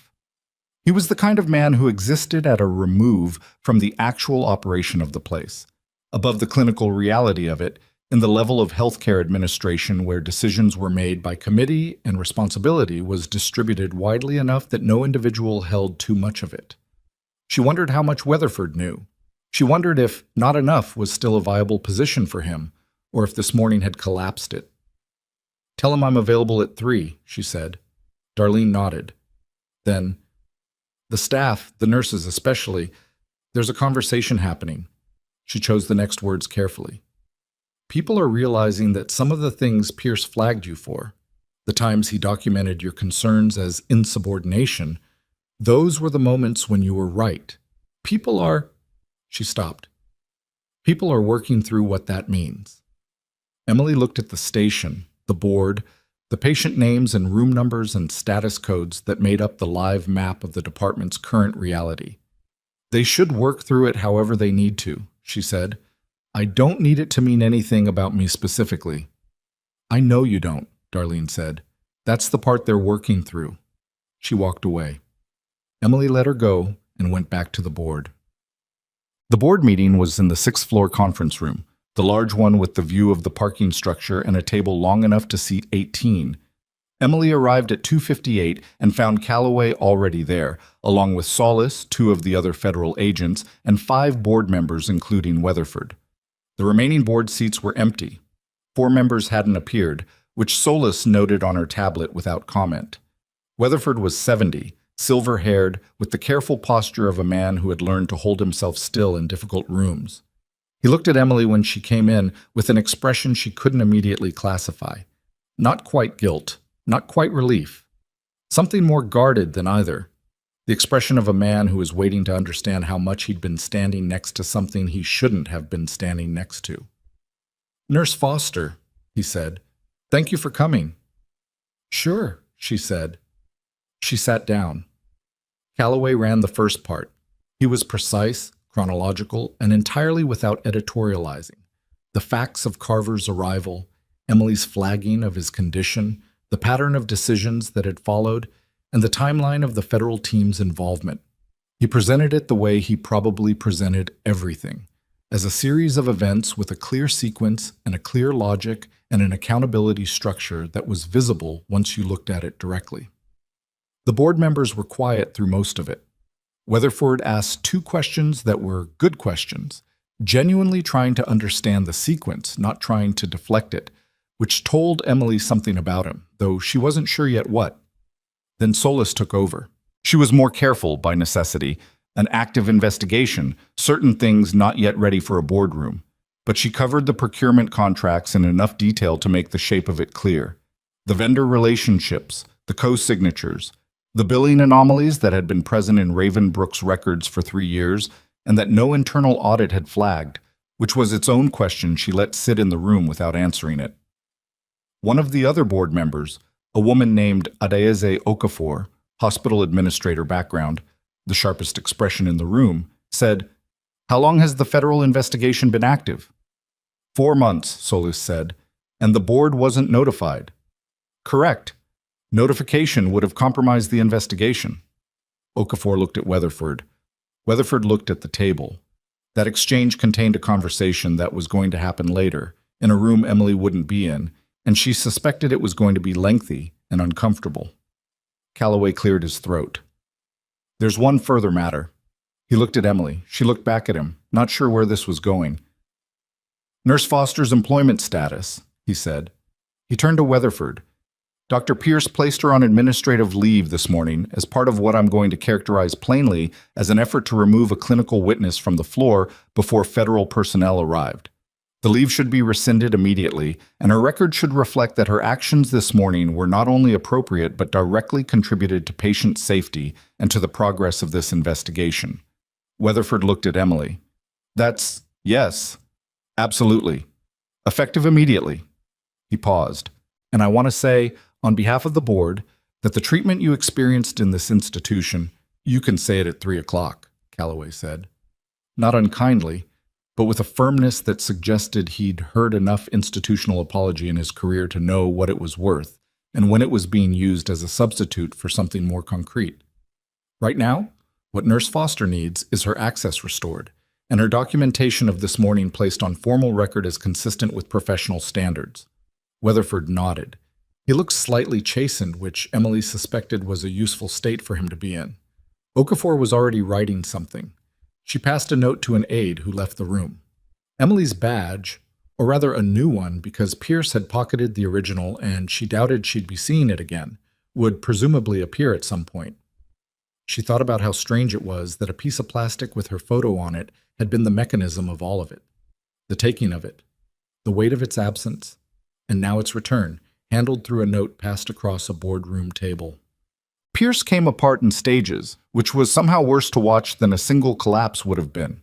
At 4:15 p.m., his attorney emerged from the room on the administrative floor and spoke privately with Solis for 11 minutes. Emily didn't witness this. She heard it from Reyes, who had, and who relayed it with the compressed economy of a man summarizing something he found both professionally significant and personally distasteful. The attorney had indicated that Pierce wished to discuss the parameters of cooperation. This was legal language for a man who had looked at the evidence assembled against him and understood that the only variable still within his control was how cooperative he chose to be, and how quickly. Solis had not been warm about it. She'd noted, Reyes said, that cooperation was most valuable when it was early and complete, and that the window for it being either was closing. Then she'd gone back to her work. At 5:30, Pierce was walked out of the administrative floor by 2 federal agents and his attorney. He came through the main ER corridor because the administrative elevator opened onto it, and there was no other path to the exit. It was, Emily thought, probably not planned that way by the agents. It was just the building's geometry. But the effect was what it was. The ER was fully staffed at that hour, the afternoon shift overlapping with the evening, which meant there were nurses and techs and orderlies and 2 attendings visible when Pierce came through. Work slowed. It didn't stop. It was an ER. It couldn't stop. But the attention shifted. Pierce was in the same suit he'd been in at 6 a.m. He looked like a man who had been in a room for 11 hours doing something very difficult, without any of the resources he normally relied on to do difficult things. His composure was still present, but it was structural rather than genuine, the way a building looks intact from the outside after the interior has failed. He didn't look at Emily specifically. He looked at the general space of the corridor, and he moved through it with his attorney on one side and an agent on the other, and the staff watched him go in the particular silence of people who are processing something publicly that they've understood privately for some time. He was almost at the exit when he stopped, not because anyone told him to, he just stopped. And he turned. He looked at Emily. She was standing at the nurse's station. She hadn't moved specifically to be visible. She'd just been there, and she'd stayed there when he came through because moving would have looked like she was either approaching him or retreating from him, and she was doing neither. He looked at her for 3 seconds. She looked back. She didn't know what he was looking for. An acknowledgement, maybe. The satisfaction of something recognized between people who had been in the same collision. She didn't give him whatever it was, not because she was withholding it as a statement, she just didn't have it to give. What she felt looking at him was not triumph. It wasn't satisfaction. It was something closer to a quiet and absolute tiredness that had been building since 6 a.m. and was now allowed to exist. His attorney said something low and directive. Pierce turned and walked out. The doors closed. Around Emily, the ER exhaled. Darlene appeared beside her, said nothing, just stood there for a moment, which Emily appreciated. Then a monitor alarmed in Bay 3, and Darlene went to it, and Emily went back to the chart she'd been working on. And the work continued the way it always continued, regardless of what had happened in the corridor 30 seconds ago. At 6:45 p.m., Reyes found her in the hallway outside Bay 7 and said, "The fourth board member who didn't show at 3 o'clock. Solis just got the full picture." Emily looked at him. His expression told her it was significant. "Dr. Raymond Holt," Reyes said. "He's been on the board 4 years. He's also a silent partner in 3 of the vendor companies that hold Ravenbrook's emergency supply contracts." He paused. He called Pierce's attorney at 11:15 this morning, 2 hours after the investigation became visible on the floor. How visible? Visible enough that someone watching the hospital's internal communications would know. He paused again. Holt also sits on the board of Caldwell Medical Group, the private facility across town, the one whose badge color had been clipped to Ven's chest when he walked into the administrative corridor. Emily leaned against the wall, thought through it. Ven came from Caldwell. Holt connects Caldwell to the Ravenbrook board, and Pierce connects the board to the procurement contracts. A triangle, Reyes said. 3 points, all load-bearing. And Holt's been unreachable since 11 a.m. His office says he's traveling. His assistant doesn't know where. Reyes's tone was precise and flat. His car is at the airport, long-term parking, domestic terminal. Emily processed that. Did he get on a plane? That, Reyes said, is what Solis is working on right now. She looked at the corridor, at the ER, still running, still full of people who needed things that had nothing to do with any of this. At the board on the wall with its patient names and room numbers and status codes. At the door to the administrative corridor where the conference room had now been running as a federal operational center for 12 hours and where, at this very moment, Solis was presumably on the phone with TSA and U.S. Customs, and whoever else you called when a board member with financial ties to a corruption network had put his car in airport long-term parking and stopped being findable. "There's one more thing," Reyes said. He said it in the voice of someone who has been holding it for a moment because the timing mattered. Emily looked at him.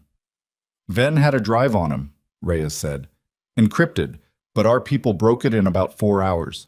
It has records, billing records, imaging records, a log of every patient transfer to Caldwell that Pierce and Ven co-authorized over 3 years." He paused. One of those transfers was a patient who died at Caldwell 6 weeks after being moved there. Cause of death listed as natural. The records on the drive suggest the treatment at Ravenbrook was deliberately delayed to necessitate the transfer. Emily went very still. "This isn't just corruption," she said. "No," Reyes said. "It isn't." She looked at the floor for a moment, then back up. The weight of it was considerable. Not surprising. She'd felt the shape of something worse than financial fraud somewhere under all of it, had felt it without being able to point to exactly where, but confirmed weight was different from suspected weight. "Does Solis need me for anything right now?" she asked. She said, "When you're ready. No rush on your end." Emily looked at Bay 7. Her patient in there was a 44-year-old woman with a broken radius who had been waiting longer than she should have because the afternoon had been what it had been. She had been patient and hadn't complained and had every right to have someone come in and finish her care and give her the information she needed to go home. "Give me 15 minutes, Emily said. She went into Bay 7. She splinted the radius. She explained the follow-up protocol in terms the woman could take home and use. She answered the 3 questions the woman asked, including the last one. "Is everything okay out there?" It seemed like something happened. With, "It's been a complicated day. We're handling it." Which was true enough. She was washing her hands at the bay sink when her new badge, temporary, printed from the boardroom printer, her photo pulled from HR records, was delivered by a nursing assistant who put it on the counter without ceremony and left. Emily picked it up, looked at it. The photo was the one from 14 months ago, the day she'd arrived at Ravenbrook with a duffel bag and a nursing license and no particular expectation that this building would come to matter to her in the way it had. She clipped it to her chest. Went to find Solis. The conference room was denser than it had been that morning. More personnel, more screens, the particular energy of an investigation that had moved from building phase to execution phase. Solis was at the far end of the table, phone to her ear, tablet open, reading something while she listened to whatever the call was. She looked up when Emily came in, held up 2 fingers, then 1, then pointed to the chair across from her. Emily sat. She waited. Solis ended the call, set the phone down, looked at Emily with an expression that was, for the first time since 6 a.m., something other than controlled professional neutral. "Holt made it through security at 10:47 this morning," Solis said. "Domestic flight to Atlanta, connecting international from there." She paused. "The Atlanta flight landed. He didn't connect." Emily looked at her. "He got off in Atlanta." "He got off in Atlanta," Solis confirmed, "which means he's in a domestic jurisdiction, not an international one, which is—" She let the implication sit. "Better. Easier to work with." "We have people looking. His face is in every system it needs to be in." "He's running because of the drive," Emily said. "He knew Venn had it. He knew if Venn was stopped. He knew the drive would close the triangle," Solis said. "Yes." She looked at Emily for a moment. "You said this morning that someone told Pierce you were a problem that needed removing before we arrived. I've been thinking about that." "And?" "Holt," Solis said. "We found a call from a burner phone to Pierce's personal cell at 4:55 a.m., 40 minutes before Pierce walked into your department. The burner was purchased at a gas station 3 blocks from Caldwell Medical Group 2 weeks ago." She paused. "We think Holt had been monitoring Carver's movement. When Carver was admitted to Ravenbrook, Holt activated the contingency. He called Pierce. Pierce called Ferris. The imaging was softened. The observation-only order was placed, and Pierce came to remove you specifically because someone told him I'd flagged things before," Emily said. "Because I was the variable that didn't fit the plan." "You were the variable that didn't fit the plan," Solis agreed. "And they tried to manage you the way they managed everything else in this building, by making you not be there."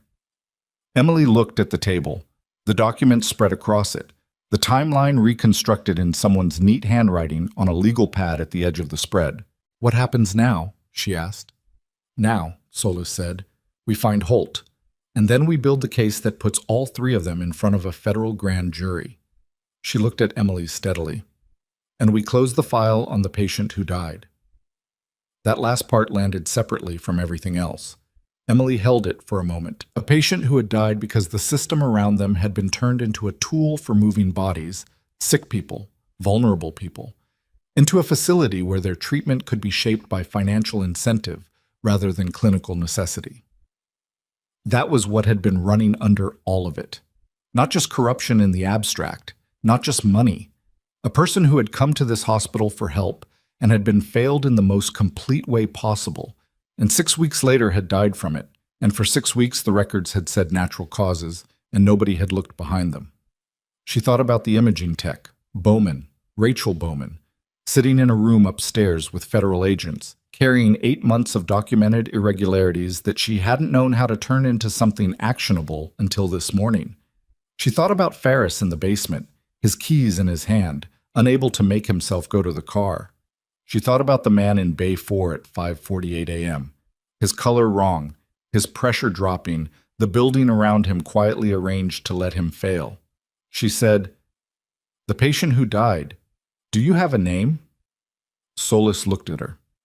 Marcus Tran, 48 years old, admitted here 9 weeks ago with a traumatic injury from a workplace accident, transferred to Caldwell after 12 days. Emily filed it, said nothing. Solis watched her. "Are you all right?" Solis asked. "It was professional, not personal. A check-in, not a conversation." "I will be," Emily said, which was the honest answer. She meant after this was done, after the case was built, after Holt was found, after the room on the administrative floor was empty and the federal vehicles left the ramp and the ER went back to being only what it was supposed to be. She would be all right then, probably, though all right was going to look different than it had yesterday. Solis nodded. She seemed to accept that as sufficient. Emily stood up. She was at the door when Solis said, "Holt's assistant, the one who said he was traveling. She came in 20 minutes ago and asked to speak to us." A pause. "She brought his calendar, 3 months of it, paper copy, kept separate from the digital system." Emily turned. "Why paper?" "Because," Solis said, "she's been keeping a parallel record since January, in case she ever needed to prove what was in the digital calendar before anyone could change it." Emily looked at her. Another one. Another person inside this building who had been carrying something dangerous and heavy and doing the best available thing with it under the circumstances. "Good," Emily said. She meant it completely. She left the conference room, walked back toward the ER. She was almost at the nurse's station when her phone buzzed. Not the hospital-issued one this time. Her personal phone, which she'd barely looked at all day. A text from a number she didn't recognize. Not an internal extension this time. A cell number with an Atlanta area code. The message was 4 words. "I know where Holt is." She looked at the message for 3 seconds. Then she turned around and walked back to the conference room. Solis was still at the table. She looked up when Emily came back in, which wasn't what she'd expected, and her expression shifted immediately into the specific attention of someone who reads people for a living and has just registered that something changed. Emily put her personal phone on the table. Solis read the message. Her face didn't move much, but her hand went to her own phone before she'd finished reading. "When did you get this?" 30 seconds ago? "You know this number?" "No." Solis was already up, already moving to the corner of the room where one of the technical agents had a laptop running. She showed him the screen. He took the phone, did something with a cable and a second device, and said, "Give me 4 minutes." It took 3. The number traced to a prepaid phone purchased in Harwick. This city, not Atlanta, 11 days ago. The phone had pinged one cell tower once, 5 minutes ago. The tower served a residential neighborhood on the east side of the city. Not Atlanta, here. Solis looked at Emily. He didn't get on the connecting flight because he didn't go to Atlanta to connect. He went to lose the trail. And came back, Emily said. And came back. Solis was already calling. She turned away, voice dropping into the rapid, clipped exchange of someone coordinating personnel in real time. Emily heard East Side, Tower 7, residential corridor, 20-minute radius before the conversation went too technical to follow without the other half. Emily stood in the conference room and waited. This was not her operation. She had nothing to offer here that the agents didn't already have. This was the moment where her part of the day, the clinical part, the observational part, the part where she moved toward things that were going wrong and tried to make them less wrong, hit its boundary and handed off to something else. She was not good at that boundary. She'd never been good at it. She stayed anyway. Because leaving felt wrong, and because Solis hadn't told her to go, and because she understood by now that she was, whether anyone had formally said so, a witness to something that wasn't finished yet. Reyes came in 4 minutes later. He looked at Emily with an expression that confirmed he knew about the text. "Whoever sent it," he said, "knew your personal number." "Yeah," Emily said. I've been thinking about that. Carver's people, Reyes said. The two who brought him in. They've been in the building all day. They've had access to the nursing staff rosters. Why would they send me Holt's location instead of sending it to Solis directly? Reyes was quiet for a moment. Maybe they did both, he said. Maybe you were the confirmation. She thought about Carver in the recovery room, barely awake, telling her that what she'd done had been documented by people who knew what they were looking at. She thought about the word program, which he'd said she should ask Calloway about. She thought about the specific quality of Calloway's attention since the moment he'd walked into the building. Not just the attention of a general managing a crisis, but of someone evaluating something with a particular purpose. She filed it. There was a time for that conversation, and it wasn't now. They found Raymond Holt at 8:14 p.m. in a house in the East Residential District that was registered to a property management company that turned out, under 2 layers of corporate structuring, to belong to a subsidiary of the Caldwell Medical Group. A safe house, functional if not elegant, stocked, accessible. The kind of contingency that people build when they know what they're doing is the kind of thing that might require a fast exit. Holt had not made the exit. He'd gotten as far as the house, which was either because he'd underestimated the timeline or because something had stopped working in him once he was inside it. Reyes said, relaying it to Emily later, that when the agents came through the door, he was sitting at the kitchen table with a glass of water and no phone and nothing packed. Like a man who had run and made it to the only place he could think to go and then run out of the ability to keep running. He didn't resist. He asked once if he could call his attorney, was told yes, and then sat quietly while the agents did what agents do. Reyes told it without drama because the reality of it didn't have much. These things almost never ended with the dramatic confrontation the moment seemed to promise. They ended with a man at a kitchen table in a house he'd paid for through 3 shell companies, choosing the moment to stop because the alternative had run out. Emily listened to the account in the corridor outside the conference room, leaning against the wall with her arms folded, and felt something she would have struggled to name precisely. Not satisfaction. More like the particular settling that happens when a structure that has been under stress for a long time finally reaches its resolution. Not pleasant, exactly, but real. Necessary. All 3, she said. All 3, Reyes confirmed. Pierce, Van, Holt. The triangle closed.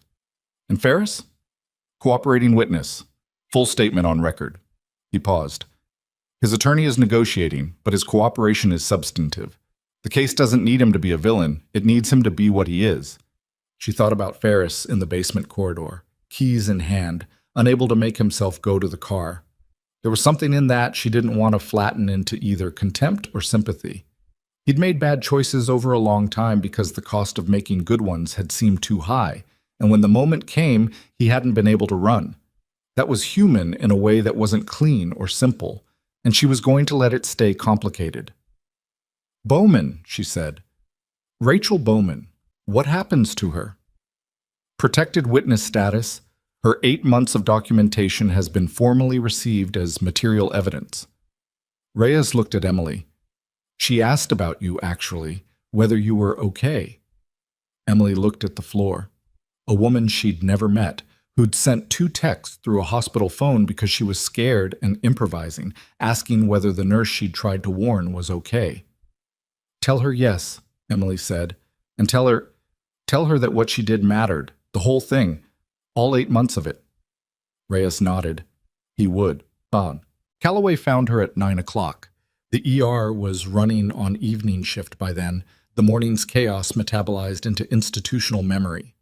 The staff who remained from the day shift had stayed longer than they'd needed to, which Emily had noticed without commenting on, people processing a shared experience by staying physically present in the space where it had happened, which was its own kind of making sense of things.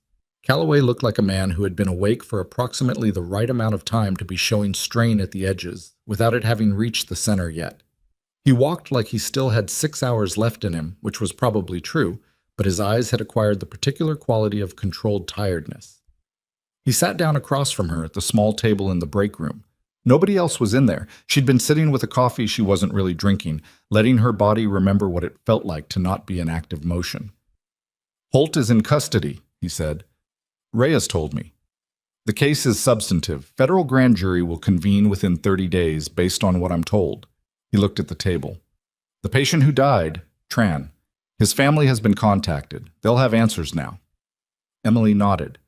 That was the part she came back to, when she let her mind go somewhere other than clinical process.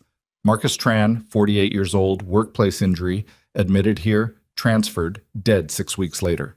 Someone who had come to a hospital for help and had encountered a system that treated him as a transaction in someone else's financial architecture. His family had believed the records. They'd had no reason not to. And now they would know, which was not better in the sense of making the loss smaller, but was better in the sense of being true. Lieutenant Carver is stable, Calloway said.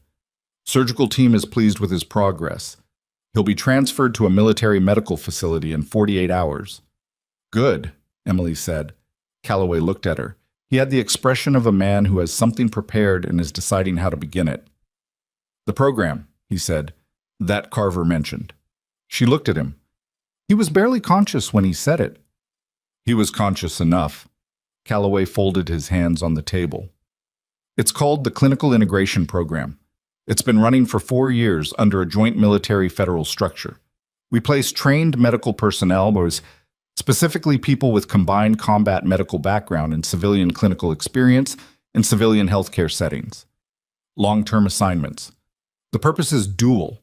They provide genuine healthcare, and they maintain situational awareness for cases where civilian medical infrastructure intersects with operational concerns. Emily held very still. Like a military officer admitted unconscious to a civilian ER, she said, among other scenarios. He looked at her steadily. You've been doing the job for 14 months without the designation or the protection or the support structure. And you've been doing it better than most people who have all three. I came here to be a nurse, Emily said. I know. He didn't argue it. And you are one. That's not in conflict with what I'm describing. A pause. You would still be here, still doing this work. The difference is that when something like this morning happens, when the job puts you in the path of something larger, there's a structure that sees you, that has your back. Another pause. Instead of a hospital director building a file to remove you, she looked at her coffee. It had gone cold. She drank some of it anyway. What happens to Pierce's file? She asked. The one on me. Formally expunged from Ravenbrook's records as of this afternoon's board session. Replaced with a commendation for clinical conduct under adverse institutional conditions. He said it plainly, without emphasis. Weatherford signed it himself. She didn't feel much about that either way, which told her something about the kind of tired she was. The file had never been true. Expunging it made the record match the reality. That was correct and necessary, and she didn't need to perform a reaction to it. I'm not saying yes, she said. I know. I'm not saying no. I know that too. I need to think about it. She looked at him. You spent 14 months watching me. It wasn't an accusation. She genuinely wasn't sure what it was. An acknowledgement, maybe. The stating of a fact that had implications she hadn't finished tracing. Calloway was quiet for a moment. I spent 14 months knowing you were here and believing you were exactly where you chose to be, and that it wasn't my place to interfere with that choice. He met her eyes. This morning changed the calculus. Not because I think you can't handle yourself, obviously, but because you deserve to know the structure exists. You deserve the choice. She thought about that. About the word deserved, which was not a word she was used to applying to herself in contexts like this. Okay, she said. Not agreement. Processing. Calloway nodded. I'll be in Harwick for 2 more days, whenever you're ready. He started to stand. Calloway. He stopped. She looked up at him. The people who built the file on me, Pierce, the administrators who co-signed the incident reports, the ones who watched it happen and did nothing. She paused. What happens to them? The co-signatories are part of the HR review the board is conducting. At minimum, documented administrative misconduct. At maximum, if they can be tied to the procurement irregularities, federal exposure. He looked at her. It won't be quick. Institutional accountability rarely is. But it will happen. Yes, he said. It will happen. She nodded. That was enough. Not satisfying in the way movies made things satisfying. Not a single moment where justice arrived fully formed and everyone understood what they'd done. More like the beginning of a long process that would move through legal channels and institutional reviews and HR proceedings and grand jury testimony, and at the end of it, the record would be different than it had been. That was how it actually worked. She preferred the actual version to the clean one. Boom. She stayed until 11. Not because anyone asked her to, but because leaving felt premature, like stepping away from something before it had finished resolving. Around 10, the federal presence in the conference room began to thin. Agents leaving in pairs, the operational energy of the day converting to something slower and more procedural. The ER settled into its night rhythm. The boardroom on the 6th floor went dark. Darlene found her one more time, near the end. She came to the nurses' station where Emily was finishing her last documentation of the day. Thorough, time-stamped, every clinical decision and observation from the full shift accounted for. And she stood nearby for a moment before saying anything. The morning shift is going to be different tomorrow, Darlene said. Yeah, Emily agreed. A lot of people are going to want to talk to you. They'll have to wait until I've had 8 hours. Darlene almost smiled. The board is talking about interim leadership for the director's position. Weatherford asked if I had thoughts. Emily looked at her. Do you? I have thoughts about who it shouldn't be, Darlene said. I'm working on the other list. A pause. Okafor seems like someone who actually reads the clinical reports. She asked good questions today, Emily said. Yeah. Darlene was quiet for a moment. I'm sorry, Emily. For January. For March. For... She seemed to run out of specific months and settle for the whole year. Emily looked at her. Darlene was not a woman who apologized easily. This one had cost her something. I know you are, Emily said. That was all. She meant it as acceptance, not absolution, and she thought Darlene understood the difference. Darlene nodded. Went home. Emily stayed 20 more minutes and then stopped staying because the work was done, and the patients who needed her had been handed off, and the building had reached a temporary equilibrium that didn't require her to be in it. She changed, got her bag, walked to the exit. The night was clear and cold the way fall nights in Harwick got.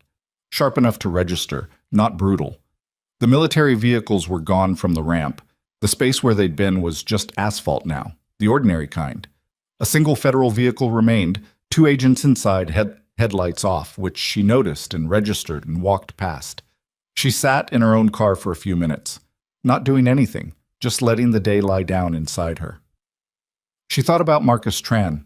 She'd do that for a while, she knew. Not obsessively. She didn't have that particular wound, but with the persistence of someone who understood that some things needed to be remembered in order for them to have mattered. He deserved that much from someone. She thought about Rachel Bowman, who'd spent 8 months keeping a parallel record on paper and hadn't known what to do with it until the day it suddenly became exactly what was needed. She thought about Ferris in the basement, keys in hand. She thought about Priya, the tech, saying, I've been writing things down in my own notes with the particular anxiety of someone who was new enough to doubt their own perception. She thought about Harold, the cardiac patient who'd been sitting in the waiting room for 4 hours before anyone looked at him properly. She thought about the child by the curtained bay that morning, watching her be walked out, eyes enormous, and taking everything in. She thought about her own file, 43 pages of someone's careful, sustained effort to make her small, to make the things she saw into liabilities instead of competencies, to reframe her precision as arrogance and her persistence as obstruction and her refusal to go along with something wrong as evidence of a character flaw. She had spent 14 months in a building that had tried to convince her she was less than what she was. She had not believed it. That was not because she was exceptional in some extraordinary way. It was because she had stood in enough situations where the stakes were absolute to know the difference between someone telling you that you're wrong and actually being wrong. She'd learned that distinction in environments more unforgiving than a hospital administration, and she'd carried it here, and it had held. But she also knew she'd been lucky in ways that mattered. The text this morning, Bowman's 8 months of documentation, Carver's arrival, specifically at Ravenbrook, specifically on her shift, Calloway's presence and what it unlocked. Any one of those things missing and the outcome was different. She's just another nurse who flagged things and got removed and filed a complaint that went nowhere. That was not a comfortable thing to sit with. She sat with it anyway. She was not the whole story. She was the part of the story she'd been in. The rest of it. Bowman's courage, Ferris's eventual crack, the agent's 4 months of work, the small imaging tech who'd grabbed a hospital phone and typed 6 words into it because she'd seen a man walking the wrong direction. That was the rest of it. And none of it was clean. None of it was smooth. It was imperfect people doing the best available thing under conditions that made the best available thing very hard. And the aggregate of all that imperfect effort had added up to something true. She thought that was how it usually worked, when it worked at all. But 3 days later, they held it in the main lobby. Not a ceremony exactly. Calloway had specifically not called it a ceremony, which Emily suspected was for her benefit. He'd said a formal acknowledgement, which was the kind of language that left room for it to be brief. She appreciated that. She also suspected it was going to be less brief than advertised, and she was right. The lobby had maybe 60 people in it. ER staff, nursing staff, 2 floors of hospital personnel who had been quietly invited. The federal agents, Solis and 3 others, stood to one side in civilian clothes. Reyes was there in uniform. Carver had sent a letter, which Calloway read from in part, because Carver was 48 hours into military medical recovery and not in any condition to be in a lobby. The letter was short and direct, in the way of someone who'd thought carefully about what mattered and cut everything else. It said, "She saw me when the system didn't. She fought for the right outcome when the cost of fighting was higher than most people would pay. That's not a job description. That's character." Emily stood in the front of the room and heard it and felt the particular discomfort of being described accurately by someone she'd met briefly under extreme circumstances. She didn't look at the floor. She didn't perform modesty or acceptance. She just stood and let it happen. Weatherford spoke. He was better at this than she'd expected, less corporate, more genuine, as if the last 3 days had stripped some layer of administrative remove from him, and what remained was an older man who was genuinely troubled by what had happened in his building and was using this moment to say so without hedging it. He talked about the staff who had come forward, Bowman, Priya, 3 others who had provided statements to the federal investigation, and he named them, which Emily thought was exactly right. Then Calloway stepped forward. He didn't use notes. He stood in the particular posture of a man who is about to say something he has thought about carefully and decided to say simply. 14 months ago, Nurse Foster came to this hospital and did her job. He let that sit for a moment. She flagged things that were wrong. She documented what she observed. She pushed back when pushing back was professionally costly, and when this institution tried to remove her for it, she delivered her warning, clearly, on record, and walked out with her head up. He paused. "This country has a particular habit," he said, "of taking people who serve, who put their competence and their character into work that is genuinely hard, and making that service invisible. Because invisible service is convenient. It doesn't make demands. It doesn't create accountability. It doesn't stand in the lobby and require you to look at it directly." He looked at Emily. "Sergeant Foster served this country in conditions I can't describe in detail in this room. Then she put down one version of that service and picked up another one, and she brought the same standard to both." He reached into his jacket, produced something she hadn't expected, a citation, formal, military seal, folded with the specific precision of someone who had prepared it intentionally. "This is not a military reinstatement," he said. "She made her choice, and it stands. This is a formal recognition of extraordinary service rendered in a civilian context, added to a record that was always there, even when nobody in this building could see it." He held it out. She took it. For a moment, the room was very quiet. Then Solis started clapping, and Reyes, and then 60 people in a lobby were clapping together, which was not a sound Emily had ever particularly sought, and which landed on her now with a weight she hadn't anticipated. She held the citation. She didn't cry. She wasn't built for public crying, and she wasn't going to pretend otherwise. But something moved through her. Through the long corridor of the last 14 months, through the specific morning 3 days ago, through the years before it that had made her someone who walked through that morning the way she had, and she let it move. When the room quieted, Calloway looked at her and raised an eyebrow, just slightly. The question was clear. Do you want to say something? She didn't, particularly. She wasn't good at speeches. She'd known people who were good at speeches and had sometimes wished she were one of them, and had ultimately decided she wasn't, and that was fine. But there were 60 people in the room, and some of them were Priya, who had her notes and her courage, and hadn't known what to do with either for 8 months. And some of them were the night shift nurses who worked in a system that had been corrupt for 3 years without knowing it. And some of them were young, newer than she was, and would go back to this floor after today and keep doing the work in conditions that were going to be better but still imperfect. She said, "I'm not going to say what I did was exceptional. I'm going to say it was necessary." She looked at the room. The difference matters. Exceptional means it's rare. Necessary means it's the job. And the job, the actual job, not the version that lives in management reports, is seeing what's in front of you and responding to it honestly, even when the building around you is arranged to make that harder than it should be. She paused. She looked at Priya specifically, who looked back at her. "Some of you have been keeping notes," she said, "parallel records, documentation that you didn't know what to do with. I want you to know that's not paranoia. That's professional integrity working correctly. The system is supposed to be the record of what actually happened. When the system fails, someone has to be the record." She held the citation flat at her side. Be the record. It costs something. It costs a lot sometimes. Do it anyway. The room was quiet. She nodded once, stepped back. Calloway looked at her with an expression she had no word for except that it was real, and she held it for a moment, and then the room began to move again. People coming forward, conversations starting, the particular human motion of a crowd after a shared experience, and she let herself be in it.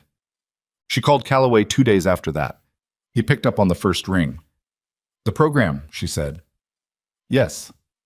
I want to know the full scope, the commitment, the structure, the way it works on the ground. Everything." She paused. "And I want to know who else in the field has come out of civilian nursing. Because if the answer is nobody, we need to talk about why." A pause on his end. She thought she heard something in it. Not surprise. Something more like the specific satisfaction of a person who has been waiting for the right question and has just heard it. "There's someone I want you to meet," he said. "She's been in the program 3 years. Former Army surgical tech, now working a level 2 trauma center in the Northwest. You'll like her, I think. She argues with me the same way you do." "Good," Emily said. She said she'd be in touch about the timeline. She ended the call. She stood in her apartment, small, spare, the kind of place that had always been more functional than personal, and looked at the wall where she'd tacked the citation after spending 2 days deciding whether to put it up and concluding that keeping it in a drawer was its own kind of false modesty she didn't actually believe in. She looked at it for a moment. Then she got her bag and her badge and went to work. The ER at Ravenbrook on a Thursday morning, 2 traumas pending from overnight, a respiratory case in Bay 1 that needed reassessment, a full waiting room, a short-staffed day shift that had been short-staffed before everything happened and was still short-staffed now because institutional chaos didn't fix staffing ratios. The board had cleared her name. The federal investigation had closed the triangle. The citation was on her wall. The people who had built 43 pages trying to make her small were in various stages of legal consequence and institutional disgrace. And there was a child in Bay 4 whose fever had been running for 22 hours and whose mother was exhausted and frightened in the particular way of someone who had been frightened for long enough that the fright had turned to a kind of desperate steadiness, and Emily walked in and introduced herself and sat down at the child's level and said, "Tell me what's been happening." And the work began. There is a particular kind of strength that never announces itself. It doesn't hold a press conference. It doesn't need the room to be watching. It builds its record quietly in documented notes and flagged concerns and the small daily refusal to pretend that wrong things are right. And it keeps doing this even when the cost is real and the reward is invisible and the people around it are telling it in 100 different ways that it's too much, too difficult, too inconvenient, too presumptuous for someone of your position and your rank and your title and your scope. That kind of strength doesn't win clean. It doesn't win fast. It wins the way a river wins against a stone, by continuing to be exactly what it is, in exactly the direction it's going, long after everything else has decided the stone won't move. Emily Foster knew this. She had always known it. She walked into that bay and she cared for that child the way she cared for every patient. Completely, correctly, without performance. And the citation on her wall and the ceremony in the lobby and the federal grand jury convening in 30 days were true and real and mattered.